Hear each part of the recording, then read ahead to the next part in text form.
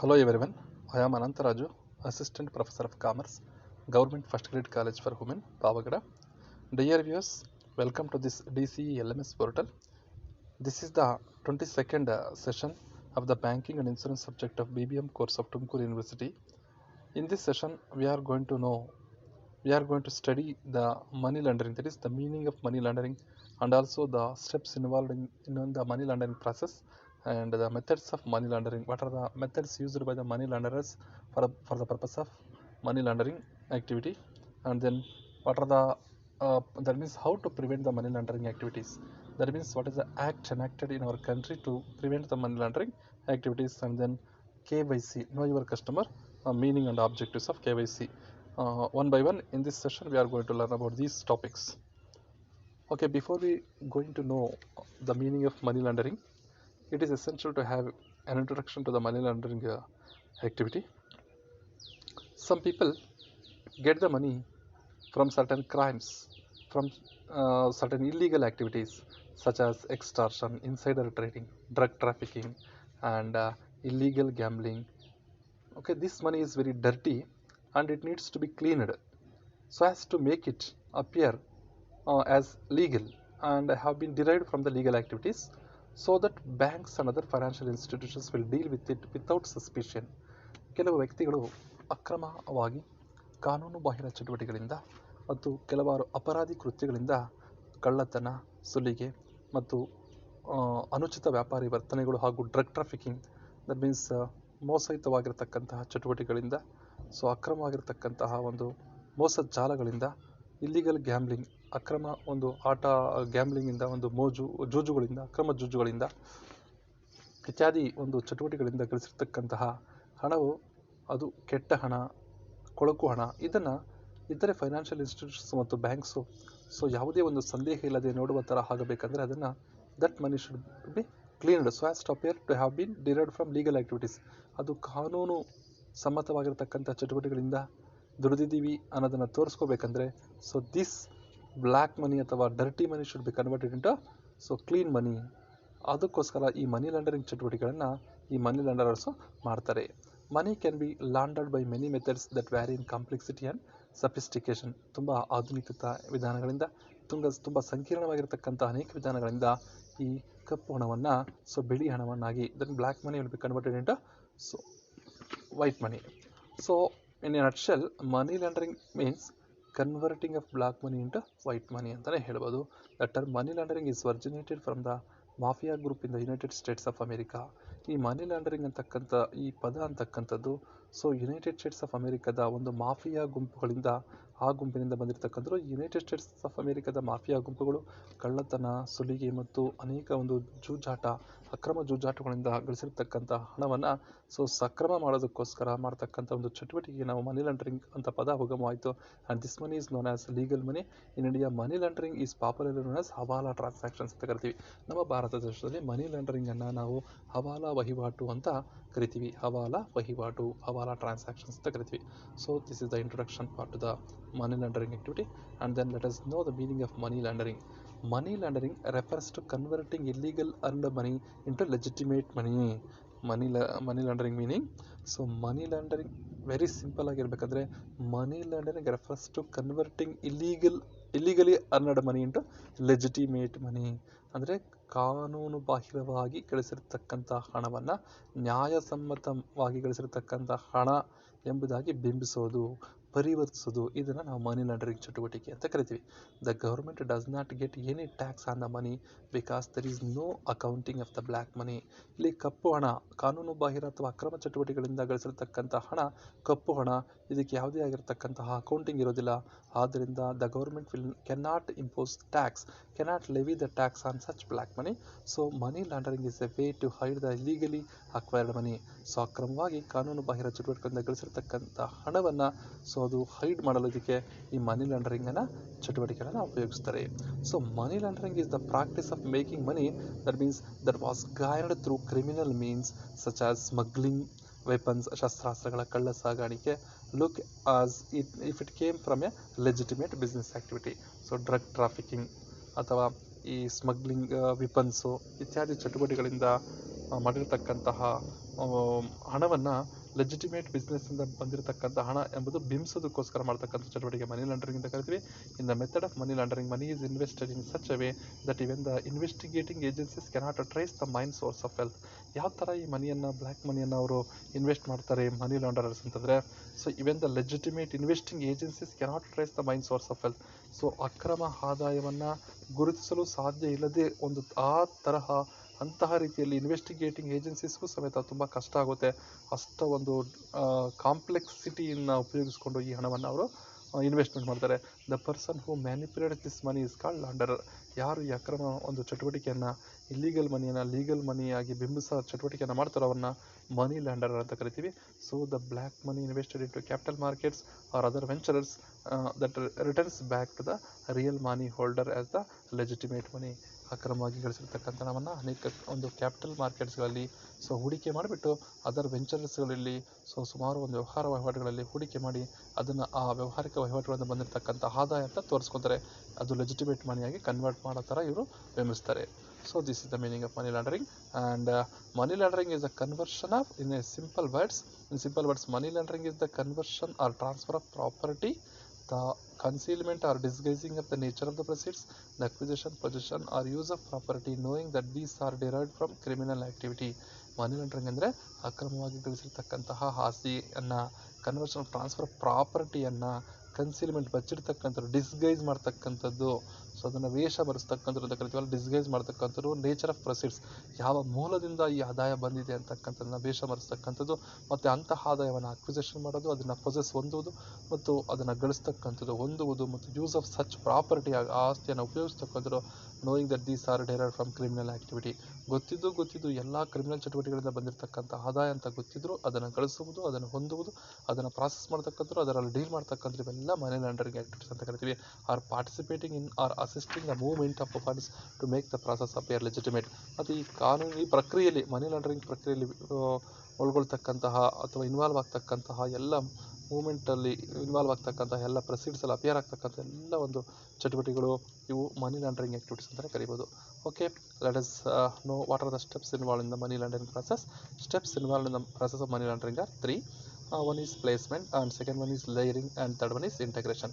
Okay, first ಏನು step ಇದೆ ಮನಿ laundering process, ಈ ಹವಾಲಾ ಚಟುವಟಿಕೆಗಳಲ್ಲಿ, ಹವಾಲಾ ವಹಿವಾಟುಗಳಲ್ಲಿ ಮೊದಲನೆಯ ಒಂದು ಹೆಜ್ಜೆ ಏನಪ್ಪ ಅಂದರೆ ಪ್ಲೇಸ್ಮೆಂಟ್ ಅಂತ ಕರಿತೀವಿ.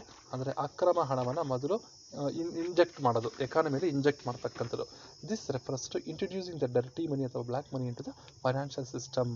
ಒಂದು ಆರ್ಥಿಕ ಅರ್ಥವ್ಯವಸ್ಥೆಯಲ್ಲಿ, ಫೈನಾನ್ಷಿಯಲ್ ಸಿಸ್ಟಮಲ್ಲಿ ಅದನ್ನು ಇಂಜೆಕ್ಟ್ ಮಾಡ್ತಕ್ಕಂಥದ್ದು, ಸೇರಿಸ್ತಕ್ಕಂಥದ್ದು. ಅದನ್ನು by disposing it into a bank or using it for a business. ವ್ಯವಹಾರದಲ್ಲಿ ಇನ್ವೆಸ್ಟ್ ಮಾಡೋದು ಅಥವಾ ಬ್ಯಾಂಕಲ್ಲಿ ಸಣ್ಣ ಪ್ರಮಾಣದಲ್ಲಿ ಅದನ್ನು ಡೆಪಾಸಿಟ್ ಮಾಡ್ತಕ್ಕಂಥದ್ದು.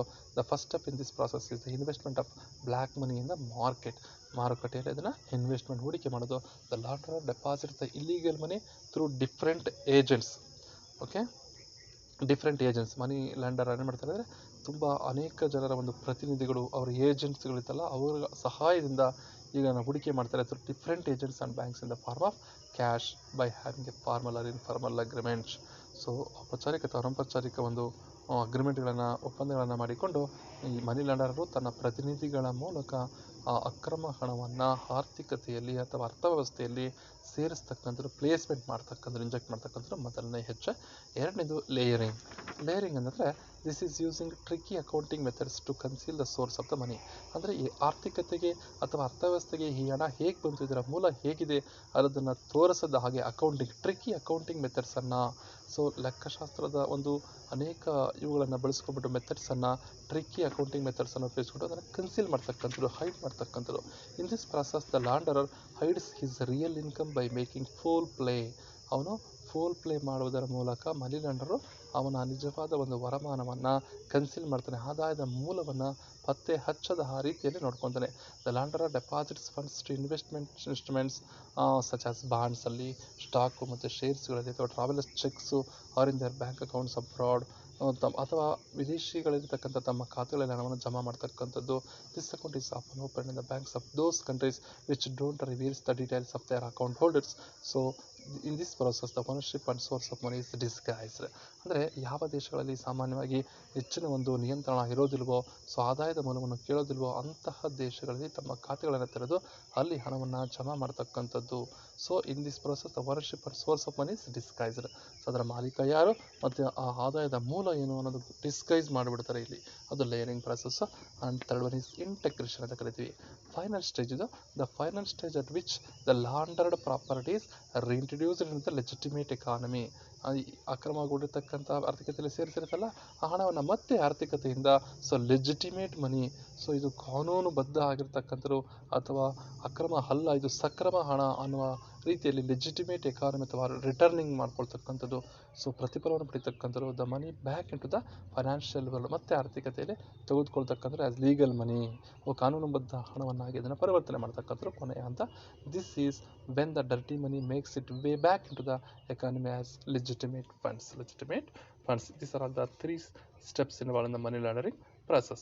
Okay, let us study what are the methods that are used by the money launderers for the purpose of money laundering activities. Okay, ಅಲ್ಲಿ ಸಾಕಷ್ಟು ಸಫಿಸ್ಟಿಕೇಟೆಡ್ ಕಾಂಪ್ಲೆಕ್ಸ್ ಮೆಥಡ್ಸ್ ಇದ್ದಾವೆ.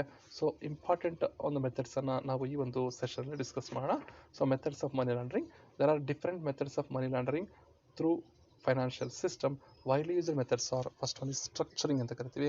So this is a method, this method is also called a smurfing. Structuring ಅಂತಕ್ಕಂಥ ಈ ವಿಧಾನವನ್ನು ನಾವು smurfing ಅಂತ ಹೆಸರಿಂದನೂ ಕರಿತೀವಿ. This is a method of placement where cash deposits are divided into smaller deposits of money. ಅಲ್ಲಿ ನಗದು ಹಣದ ರೂಪದಲ್ಲಿ ಸಣ್ಣ ಸಣ್ಣ ಠೇವಣಿಗಳಾಗಿ ಸೊ ಮನಿ ಲಾಂಡರರ್ಸ್ ಈ ಒಂದು ಠೇವಣಿ ಮಾಡ್ತಾರೆ. This method is use to avoid detection and anti money laundering reporting requirements. ಅಂದರೆ ಈ ಹಣವನ್ನು ಯಾವ ಥರ ಮಾಡ್ತಾರೆ ಅಂದರೆ ಸಣ್ಣ ಸಣ್ಣ ಹೂಡಿಕೆಗಳನ್ನಾಗಿ ಸಣ್ಣ ಸಣ್ಣ ಠೇವಣಿಗಳನ್ನಾಗಿ ಮಾಡ್ತಕ್ಕಂಥದ್ದು. ಆ್ಯಂಟಿ ಮನಿ ಲಾಂಡರಿಂಗ್ ರಿಪೋರ್ಟಿಂಗ್ ರಿಕ್ವೈರ್ಮೆಂಟ್ಸ್ಗೆ ಗೊತ್ತು ಆಗದ ರೀತಿಯಲ್ಲಿ ಅವರ ಕಣ್ ತಪ್ಪಿಸಿ, ಅಂದರೆ ಈ ಆಂಟಿ ಮನಿ ಲಾಂಡರಿಂಗ್ ರಿಪೋರ್ಟಿಂಗ್ ಏಜೆನ್ಸೀಸ್ ಇರ್ತವೆ ಅಥವಾ ಒಂದು ಪ್ರಾಧಿಕಾರಗಳಿರ್ತವೆ ಅದನ್ನು ರಿಪೋರ್ಟ್ ಮಾಡೋದಕ್ಕೆ. ಸೊ ಅಂತಹ ಒಂದು ಆಫೀಸರ್ಸ್ಗಳ ಅಂತಹ ಒಂದು ಏಜೆನ್ಸಿಗಳ ಒಂದು ಕಣ್ ತಪ್ಪಿಸಿ ಇವರು ಇದು ಮಾಡ್ತಕ್ಕಂಥದ್ದು, ಡೆಪಾಸಿಟ್ ಮಾಡ್ತಕ್ಕಂಥದ್ದು. A sub component of this is to use smaller amounts of cash to purchase bearer instruments such as demand drafts and then ultimately deposit those again in small amounts of money. ಅಂದರೆ ಡಿಡಿಗಳು ಖರೀದಿ ಮಾಡ್ತಕ್ಕಂಥದ್ದು ಅಥವಾ ಯಾವುದಾದ್ರೂ ಬೇರೆ ಥರದ ಒಂದು financial institution ಯೂನಿಟ್ಸನ್ನು purchase ಮಾಡ್ತಕ್ಕಂಥದ್ದು ಸಣ್ಣ ಪ್ರಮಾಣದಲ್ಲಿ ಇನ್ ಸ್ಮಾಲ್ ಕ್ವಾಂಟಿಟಿ ಪರ್ಚೇಸ್ ಮಾಡಿ ಕೊನೆಗೆ ಅವನ್ನ ಸಣ್ಣ ಸಣ್ಣ ಒಂದು ಹಣವನ್ನು ಸೇರಿಸಿ ಸೊ ದೊಡ್ಡ ಪ್ರಮಾಣದಲ್ಲಿ ಒಂದು ಒಟ್ಟುಗೂಡಿಸ್ತಕ್ಕಂಥದ್ದು. ಸೊ ಅವಾಗ ಲೆಜಿಟಿಮೇಟ್ ಅಂತ ಅನಿಸುತ್ತೆ. ಸೊ ಸ್ಟ್ರಕ್ಚರಿಂಗ್ ಅಥವಾ ಸ್ಮರ್ಫಿಂಗ್ ಅಂತ ಕರಿತೀವಿ. This the first method used by the money launderers for the purpose of money laundering activities. And then second method is used is bulk cash smuggling ಅಂತ ಕರಿತೀವಿ. Bulk cash smuggling, this involves physical transportation of cash to another jurisdiction and depositing it in a financial institution. Generally, the money is moved to jurisdiction with a lesser bank secrecy or less rigorous money laundering enforcement. ಇಲ್ಲಿ ಭೌತಿಕ ನಗದು ಹಣವನ್ನು physical transportation ಮಾಡ್ತಾರೆ ಒಂದು ಏರಿಯಾದಿಂದ ಒಂದು ದೇಶದಿಂದ ಇನ್ನೊಂದು ದೇಶಕ್ಕೆ. So transfer the cash to another jurisdiction and depositing in a financial institution. ಯಾವ ದೇಶದಲ್ಲಿ ಒಂದು ಲೆಸ್ಸರ್ ಕಂಟ್ರೋಲ್ ಅಷ್ಟಾಗಿ ನಿಯಂತ್ರಣ ಇರೋದಿಲ್ಲವೋ, ಸೊ ಆದಾಯದ ಮೂಲವನ್ನು ಕೇಳುವುದಿಲ್ಲವೋ ಅಂತಹ ದೇಶಗಳಲ್ಲಿ ಅಂತಹ ಪ್ರದೇಶಗಳಲ್ಲಿ the money is moved to such jurisdiction with greater bank with lesser bank secrecy or less rigorous money laundering enforcement. ಅಂತಹ ಬ್ಯಾಂಕ್ ಅಥವಾ ಫೈನಾನ್ಷಿಯಲ್ ಇನ್ಸ್ಟಿಟ್ಯೂಷನ್ ಮೇಲೆ ಜಮಾ ಮಾಡ್ತಕ್ಕಂಥದ್ದು ಎರಡನೆಯ method. First one is structuring ಅಥವಾ ಸ್ಮರ್ಫಿಂಗ್ ಅಂತ ಕರಿತೀವಿ. Second one is bulk cash smuggling ಅಂತ ಕರಿತೀವಿ. And third method used for the purpose of money laundering is cash intensive business. Cash intensive business ಅಂದರೆ ನಗದು ಹಣದ ತೀವ್ರತೆಯ ಇರತಕ್ಕಂತಹ ವ್ಯವಹಾರದಲ್ಲಿ ಹಣವನ್ನು ತೊಡಗಿಸ್ತಕ್ಕಂಥದ್ದು. ಅಂದರೆ business expected to receive a large proportion of its revenue as cash. Cash is the target of launderers in this method. ಇಲ್ಲಿ ಸಾಕಷ್ಟು ನಗದು ಹಣದ ಒಂದು ಮಾರಾಟದಿಂದ ನಗದು ಹಣ ಪ್ರಮಾಣ ಎಲ್ಲೆಲ್ಲಿ ಜಾಸ್ತಿ ಬರುತ್ತೋ ಅಂತಹ ಒಂದು ಕ್ಯಾಶ್ ಇಂಟೆನ್ಸಿವ್ ಬಿಸ್ನೆಸ್ಸಲ್ಲಿ ಹಣವನ್ನು ಹುಡ್ತಕ್ಕಂಥದ್ದು, ಅಂತಹ ವ್ಯವಹಾರಿಕ ಘಟಕಗಳನ್ನು ತೆರೀತಕ್ಕಂಥದ್ದು. Cash revenue from legitimate business. So ಕಾನೂನುಬದ್ಧ ವ್ಯವಹಾರಿಕ ಒಂದು ಸಂಸ್ಥೆಯಿಂದ ವ್ಯವಹಾರಿಕ ವಹಿವಾಟುಗಳ ಮೂಲಕ ಎಷ್ಟು ರೆವಿನ್ಯೂ ಬರುತ್ತೋ ಅಂತಹ ಆದಾಯಕ್ಕೆ ಈ ಅಕ್ರಮ ಹಣವನ್ನು ಸಕ್ರಮದ ಹಣ ಜೊತೆಗೆ ಸೇರಿಸ್ಬಿಟ್ಟು ಆ್ಯಡ್ ಮಾಡ್ತಾರೆ. It is added to the illicit cash. In such cases the business will usually claim all cash received as legitimate earnings. ಅಂದರೆ ಸಾಕಷ್ಟು ಆದಾಯ ಬಂದಿದೆ ಅಂತ ತೋರಿಸ್ತಕ್ಕಂಥದ್ದು, ಮಾರಾಟದ ಪ್ರಮಾಣನ ಹೆಚ್ಚು ತೋರಿಸ್ತಕ್ಕಂಥದ್ದು, ಸೊ ಸುಮ್ಮನೆ ಪ್ರೊಡಕ್ಷನ್ ತೋರಿಸ್ತಕ್ಕಂಥದ್ದು, ಅದನ್ನು ಮತ್ತೆ ಮಾರಾಟ ತೋರಿಸ್ತಕ್ಕಂಥದ್ದು ಇತ್ಯಾದಿಗಳು ಮಾಡಿ ಕ್ಯಾಶ್ ಇಂಟೆನ್ಸಿವ್ ಬಿಸ್ನೆಸ್ಸಿಂದ ಮಾಡಿ ಅದರ ಮೂಲಕ ಅಕ್ರಮಣವನ್ನು ಸಕ್ರಮ ಮಾಡ್ಕೊಳ್ತಕ್ಕಂಥದ್ದು ಮೂರನೇ ಒಂದು ವಿಧಾನ. Next one is trade based money laundering. This methods involve under or over valuation of invoices or disguise the movement of funds. For example, the art market is an ideal vehicle for money laundering. There are several unique aspects of art such as subjective value of artworks is difficult to ascertain. ಅಂದರೆ ಇಲ್ಲಿ trade based money laundering, so ವ್ಯಾಪಾರಿ ಆಧಾರಿತ money laundering ಚಟುವಟಿಕೆಗಳು. ಇಲ್ಲಿ ಸಾಮಾನ್ಯವಾಗಿ methods involve under or over valuation of invoices. So ಇಲ್ಲಿ ಇನ್ವಾಯ್ಸ್ಗಳಿರ್ತಾವಲ್ಲ, ಒಂದು ಸರಕುಗಳ ಬೆಲೆ ಪಟ್ಟಿಯನ್ನು ಹೆಚ್ಚಿನದಾಗಿ ತೋರಿಸ್ತಕ್ಕಂಥದ್ದು, ಮ್ಯಾನಿಪುಲೇಷನ್ ಮಾಡ್ತಕ್ಕಂಥದ್ದು, to disguise the movement of funds. For example art mark, ಕಲಾಕೃತಿಗಳ ಮಾರಾಟ ಇದೆಯಲ್ಲ, ಕಲಾಕೃತಿಗಳ ಒಂದು ವಸ್ತುಗಳ ಬೆಲೆಯನ್ನು ನಿಖರವಾಗಿ ಯಾರೂ ಊಹೆ ಮಾಡೋದಕ್ಕಾಗೋದಿಲ್ಲ. ಅತ್ಯಂತ ಹೆಚ್ಚಿನ ಬೆಲೆಯನ್ನು ಅದರಲ್ಲಿ ತೋರಿಸಿ ಹೆಚ್ಚಿನ ಆದಾಯ ಬರುವ ರೀತಿಯಲ್ಲಿ ಅದನ್ನು ಡಿಸ್ಗೈಸ್ ಮಾಡಿಬಿಟ್ಟು ಅಸರ್ಟೈನ್ ಮಾಡ್ತಕ್ಕಂಥದ್ದು ಟ್ರೇಡ್ ಬೇಸ್ಡ್ ಮನಿ ಲಾಂಡರಿಂಗ್ ಅಂತ ಕರಿತೀವಿ. Next one is establishing cell companies and ಟ್ರಸ್ಟ್ಸ್. ಇಲ್ಲಿ ಶೆಲ್ ಕಂಪನೀಸ್ ಅಂತಂದರೆ ಅವು ಫೇಕ್ ಕಂಪನೀಸನ್ನು ಎಸ್ಟಾಬ್ಲಿಷ್ಮೆಂಟ್ ಮಾಡ್ತಕ್ಕಂಥದ್ದು. ಅವು ಹೆಸರಿನಲ್ಲಿ ಮಾತ್ರ ಇರ್ತವೆ, ಸೊ ಆದರೆ ವಾಸ್ತವ ಸ್ಥಿತಿಯಲ್ಲಿ ನೈಜ ಜಗತ್ತಿನಲ್ಲಿ ಅವು ಇರುವುದಿಲ್ಲ. The establishment of the fake companies which is also known as the shell companies. Shell company acts like A real company, but in reality this company does not exist at all. This company, shell companies, does not exist in the real world and no production takes place in such companies. ಅಲ್ಲಿ ಯಾವುದೇ ರೀತಿಯಾಗಿರ್ತಕ್ಕಂಥ ಉತ್ಪಾದನೆ ಇರೋದಿಲ್ಲ, so ಮಾರಾಟ ಇರೋದಿಲ್ಲ. ಆದರೆ ಕೇವಲ ಒಂದು ಲೆಕ್ಕ ಪುಸ್ತಕಗಳಲ್ಲಿ ಅಥವಾ ಒಂದು ಸರ್ಕಾರದ ಲೆಕ್ಕದಲ್ಲಿ ಮಾತ್ರ ಶೆಲ್ ಕಂಪನಿಗಳು ಇರ್ತವೆ. ಆದರೆ ಇದರಲ್ಲಿ actually these shell companies exist only on paper. So ಕೇವಲ ಪೇಪರಲ್ಲಿ ಮಾತ್ರ ಎಕ್ಸಿಸ್ಟ್ ಆಗುತ್ತೆ, not in the real world. ನೈಜ ಜಗತ್ತಿನಲ್ಲಿ, ವಾಸ್ತವ ಜಗತ್ತಿನಲ್ಲಿ ಇರೋದೇ ಇಲ್ಲ. But the launderer shows large transactions in these shell companies balance sheets. ಈ ಶೆಲ್ ಕಂಪನಿಗಳ ಬ್ಯಾಲೆನ್ಸ್ ಶೀಟ್ಗಳಲ್ಲಿ ಸಾಕಷ್ಟು ವ್ಯಾವಹಾರಿಕ ವಹಿವಾಟುಗಳನ್ನು ಆಗಿದ್ದಾವೆ, ಸೊ ನಡೆದಿದ್ದಾವೆ ಅಂತ ಈ ಲಾಂಡರರ್ ತೋರಿಸ್ಬಿಡ್ತಾನೆ. He takes loan in the name of these companies. ಈ ಕಂಪನಿಗಳ ಹೆಸರಲ್ಲಿ he gets loans from the banks and the financial institutions and then gets tax exemption from the government. ಸರ್ಕಾರದಿಂದ ತೆರಿಗೆ ವಿನಾಯಿತಿಗಳನ್ನು ಈ ಒಂದು ಕಂಪನಿಗಳಲ್ಲಿ ತಗೊಳ್ತಾನೆ. Does not file income tax returns. ಯಾವುದೇ ರೀತಿಯ ಆದಾಯ ತೆರಿಗೆ ರಿಟರ್ನ್ಸ್ಗಳನ್ನು ಸಲ್ಲಿಕೆ ಮಾಡೋದಿಲ್ಲ. And through all these fake activities he accumulates a lot of black money. ಈ ಎಲ್ಲ ಚಟುವಟಿಕೆಗಳಿಂದ ತುಂಬ ಅತ್ಯಂತ ಹೆಚ್ಚಿನ ಮಟ್ಟದಲ್ಲಿ ಬ್ಲ್ಯಾಕ್ ಮನಿಯನ್ನು ಅವನು ಗಳಿಸ್ತಾನೆ. If investigating agencies or regulatory bodies want to check financial records, false documents are shown to confuse them. If any investigation officer or agency ask the shell company owners, that is to produce the documents, then they will produce the duplicate documents to confuse them.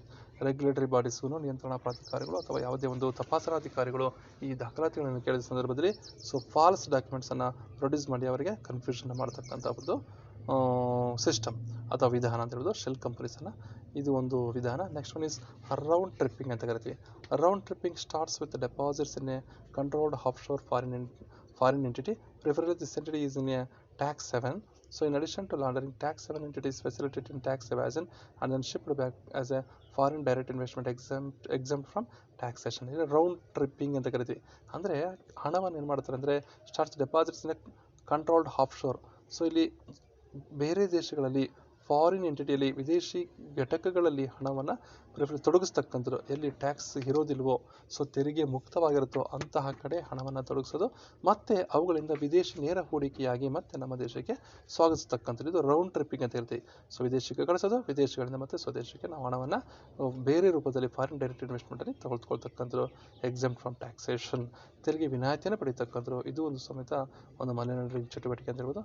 Next one is gambling on cricket ಅಂತ ಕರಿತೀವಿ. ಇನ್ this method money is spent on gambling is to bet on every possible outcome such as cricket match. In a cricket match one can bet on outcome of the match as well as outcome of a single over. So if a single over, outcome of a single over, these winnings can be shown as the source of money. The losing bets will remain hidden. ಅಂದರೆ ಅಕ್ರಮ ಆಗಿರ್ತಕ್ಕಂಥ cricket ಒಂದು ಗೇಮ್ನಲ್ಲಿ ಹಣವನ್ನು ತೊಡಗಿಸ್ಕೊಂಡ್ರು possible outcomes, ಬಹಳಷ್ಟು ಒಂದು outcomes ಇರ್ತಾವಲ್ಲ ಅಂತ ಎಲ್ಲ ಇದರಲ್ಲೂ ಸಮೇತ ಜೂಜಾಟಕ್ಕೆ ಎಳೀತಕ್ಕಂಥದ್ದು, ಮತ್ತು ಸೊ ಲೋಸಿಂಗ್ ಬೆಟ್ಸನ್ನು ಹಿಡನ್ ಮಾಡ್ತಕ್ಕಂಥದ್ದು, ಮತ್ತು ಬಂದಿರತಕ್ಕಂಥ ಆದಾಯವನ್ನು ಮಾತ್ರ ತೋರಿಸ್ತಕ್ಕಂಥದ್ದು. ಇದು ಗ್ಯಾಮ್ಲಿಂಗ್ ಆನ್ ಕ್ರಿಕೆಟ್ ಅಂತ ಕರಿತೀವಿ. Next one is bank capture ಅಂತಿದೆ. In this case launderers are criminals by controlling interest in a bank, preferably in a jurisdiction with weak AML anti-money controls, and then anti-money laundering controls, and then move dirty proceeds through the bank without scrutiny. ಇಲ್ಲಿ ಒಂದು ಗಮನಿಸ್ತಕ್ಕಂಥ bank capture ಅಂತಂದರೆ ಯಾವುದಾದ್ರೂ ಒಂದು bank, like for example ಯಾವುದಾದ್ರೂ ಒಂದು cooperative bank ಇರ್ಬೋದು ಅಥವಾ financial institution ಆಗಿರ್ಬೋದು. ಸೊ ಎಲ್ಲಿ ಈ ಒಂದು ಕಂಟ್ರೋಲ್ನ ಹೆಚ್ಚಿನ ಒಂದು ನಿಯಂತ್ರಣವನ್ನು ತೆಗೆದುಕೊಳ್ತಕ್ಕಂಥ ಒಂದು ಬ್ಯಾಂಕ್ಸ್ಗಳನ್ನು ಓನರ್ಶಿಪ್ ಆಗಿ ತಗೊಳ್ಳೋದು, ಓನರ್ ಆಗಿಬಿಡೋದು. So to become that means to have the share capital, majority of the share ಕ್ಯಾಪಿಟಲ್ನ ಸೊ ಮನಿ ಲೆಂಡರ್ಸ್ ಹೊಂದಿಬಿಟ್ಟು ಅದರ ಮೂಲಕ ತಮ್ಮ ಹಣವನ್ನು ಬ್ಯಾಂಕ್ಗಳಿಗೆ ಡೆಪಾಸಿಟ್ ಮಾಡ್ತಕ್ಕಂಥದ್ದು. Preferably jurisdiction with weak anti money laundering and controls. ಯಾವ ಒಂದು ಜುರಿಸ್ಡಿಕ್ಷನಲ್ಲಿ, ಯಾವ ಏರಿಯಾದಲ್ಲಿ ಸೊ ಆ್ಯಂಟಿ ಮನಿ ಲ್ಯಾಂಡರಿಂಗ್ ಅಂದರೆ ಅಕ್ರಮ ಹಣವನ್ನು ಸಕ್ರಮ ಮಾಡ್ತಕ್ಕಂಥ ನಿಯಂತ್ರಣ ಪ್ರಾಧಿಕಾರ, ನಿಯಂತ್ರಣ ಮಾರ್ಗಗಳು ಎಲ್ಲಿ ಇರೋದಿಲ್ವೋ, ನಿಯಂತ್ರಣ ವ್ಯವಸ್ಥೆ ಎಲ್ಲಿರೋದಿಲ್ವೋ ಅಂತಹ ಒಂದು ಪ್ರದೇಶದಲ್ಲಿ ಬ್ಯಾಂಕ್ನ ಒಂದು ಓನರ್ಶಿಪ್ ಅಥವಾ ಮಾಲೀಕತ್ವವನ್ನು ಪಡೆದು ಆ ಬ್ಯಾಂಕಿನ ಸಹಾಯದಿಂದ ಸೊ ಆ ಕಪ್ಪು ಹಣವನ್ನು ಸಕ್ರಮ ಹಣವನ್ನಾಗಿ ಪರಿವರ್ತನೆ ಮಾಡ್ಕೊಳ್ತಕ್ಕಂಥದ್ದು ಇದು ಒಂದು ವಿಧಾನ. Next one is cash salaries ಅಂತ ಕರಿತೀವಿ. Unorganised sector India is huge given that it employees thousands of daily wages workers. ಅಂದರೆ ಬಹಳಷ್ಟು ಇಲ್ಲಿ ಅನ್ಆರ್ಗನೈಸ್ಡ್ ಸೆಕ್ಟರ್, ಅಸಂಘಟಿತ ವಲಯ ಇದೆ ನಮ್ಮ ಭಾರತ ದೇಶದಲ್ಲಿ. ಈ ಅಸಂಘಟಿತ ವಲಯದ ಕಾರ್ಮಿಕರಿಗೆ, ಡೈಲಿ ವೇಜ್ ವರ್ಕರ್ಸ್ಗೆ ಕ್ಯಾಶ್, ನಗದು ರೂಪದಲ್ಲಿ ಹಣವನ್ನು ಸ್ಯಾಲರಿಗೆ ಡಿಸ್ಟ್ರಿಬ್ಯೂಟ್ ಮಾಡ್ತಕ್ಕಂಥದ್ದು. ಅದರ ಮೂಲಕ ಹಣವನ್ನು ಎಕಾನಮಿಗೆ ಬಿಡುಗಡೆ ಮಾಡ್ತಕ್ಕಂಥದ್ದು. Daily wage workers don't need any government registrations, business pay them in cash, they are not provided with the salary slips. ಅವ್ರಿಗೆ ಯಾವುದೇ ರೀತಿಯ ವೇತನ ಒಂದು ಸ್ಲಿಪ್ಗಳನ್ನು ಕೊಡೋದಿಲ್ಲ. There are no employment contracts. ಮತ್ತು ಅವ್ರನ್ನ ಎಂಪ್ಲಾಯ್ಮೆಂಟಿಗೆ ತೊಗೊಂಡಿದ್ದೀವಿ ಅನ್ನೋದಕ್ಕೂ ಒಂದು ಒಪ್ಪಂದನೇ ಇರೋದಿಲ್ಲ. ಅವ್ರಿಗೆ ಕೊಟ್ಟಿರ್ತಕ್ಕಂಥ ಸ್ಯಾಲರಿಗೆ ಏನು ಪುರಾವೆ ಇರೋದಿಲ್ಲ. ಸೊ ಅವ್ರಿಗೆ ನಗದು ರೂಪದಲ್ಲಿ ಹಣವನ್ನು ಕೊಡ್ತಕ್ಕಂಥದ್ದು, ಅದರ ಮೂಲಕ ಆ ಖರ್ಚನ್ನು ಬೇರೆ ರೂಪದಲ್ಲಿ ತೋರಿಸ್ತಕ್ಕಂಥದ್ದು. ಸೊ ಇದು ಎಕಾನಮಿನ ಅರ್ಥವ್ಯವಸ್ಥೆಯಲ್ಲಿ ಈ ಹಣವನ್ನು, ಬ್ಲಾಕ್ ಮನಿಯನ್ನು ಬಿಡುಗಡೆ ಮಾಡ್ತಕ್ಕಂಥದ್ದು. ಇದು ಕ್ಯಾಶ್ ಸ್ಯಾಲರೀಸ್ ಕೊಡ್ತಕ್ಕಂಥದ್ದು. So this are all the methods. And then agriculture income, one more method. India so is an agriculture based economy. In order to boost the agriculture activities, government offers tax exemptions on agriculture income. ಅಂದರೆ ಕೃಷಿ ಆದಾಯದ ಒಂದು ಕೃಷಿಯಿಂದ ಬಂದಿರತಕ್ಕಂಥ ಆದಾಯ, ಕೃಷಿ ಆದಾಯಕ್ಕೆ ನಮ್ಮ ಭಾರತ ದೇಶದಲ್ಲಿ ಯಾವುದೇ ರೀತಿಯಂಥ ತೆರಿಗೆ ಇರೋದಿಲ್ಲ.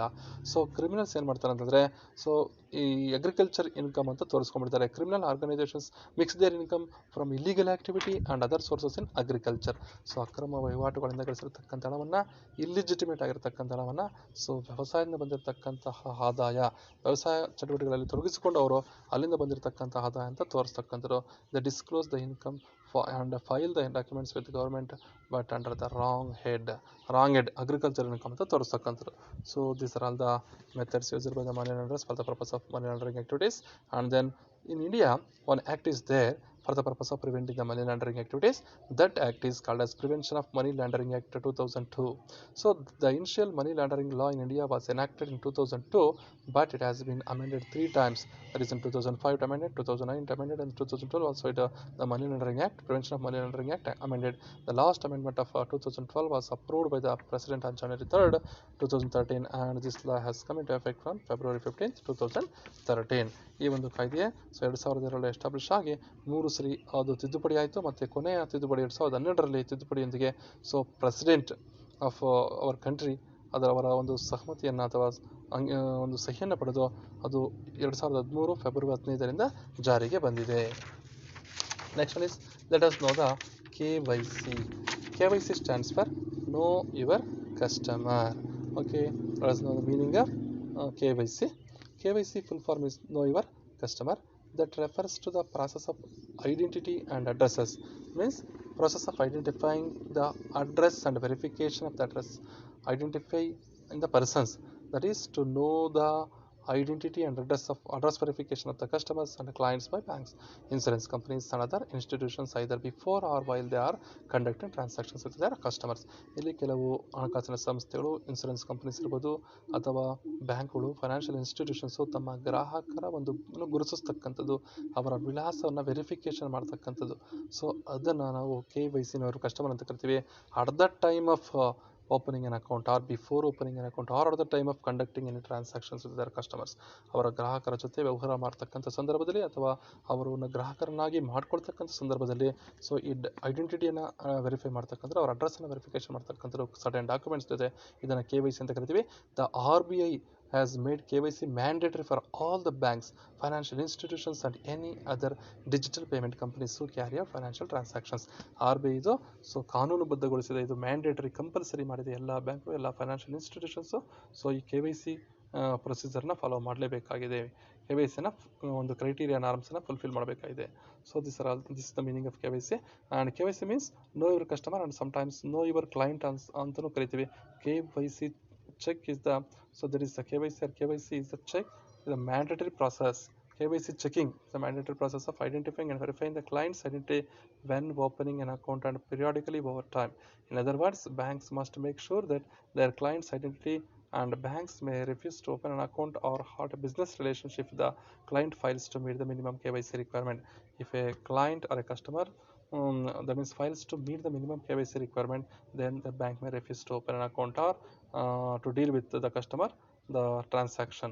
ಯಾವುದೇ ಒಂದು ವಹಿವಾಟನ್ನು ಒಂದು ನಿರ್ವಹಿಸದಿರಲು ಅಥವಾ ಆತನನ್ನು ಗ್ರಾಹಕರನ್ನಾಗಿ ಮಾಡಿಕೊಳ್ಳದಿರಲು ಅದು ಬ್ಯಾಂಕು ನಿರ್ಧಾರ ಮಾಡ್ಬೋದು, if he fails in fulfil the KYC requirement ಅಂತ ಹೇಳ್ಬೋದು. So this is the meaning of KYC ಅಂತ ಕರಿತೀವಿ. Okay, prevention of money laundering ಆಯಿತು.